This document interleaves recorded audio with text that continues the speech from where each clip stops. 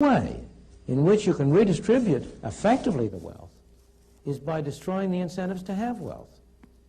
And the question is, what is the way, what is the system which will offer those people who are so unlucky as to be born without good positions, what is the system which will offer them the greatest opportunity?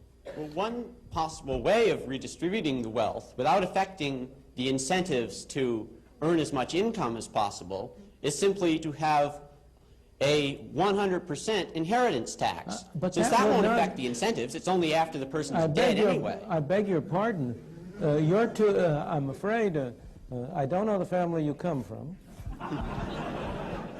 But as you grow up, you will discover that this is really a family society and not an individual society. We tend to talk about an individualist society, but it really isn't. It's a family society. And the greatest incentives of all, the incentives that have really driven people on, have largely been the incentives of family creation, of family, of establishing their families on a decent system. What is the effect of 100% inheritance tax? The percent of an 100% inheritance tax is to encourage people to dissipate their wealth in high living. What's the harm in that? The harm in that is that where do you get the factories? Where do you get the machines? Where do you get the capital investment? Where do you get the incentive to improve technology if what you're doing is to establish a society in which the incentive is for people who, if they by accident accumulate some wealth, to waste it in frivolous entertainment?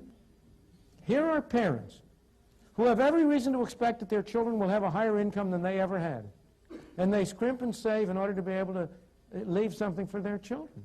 I think you are sort of like a bull in a china shop if you talk about the 100% inheritance tax having no incentive effects.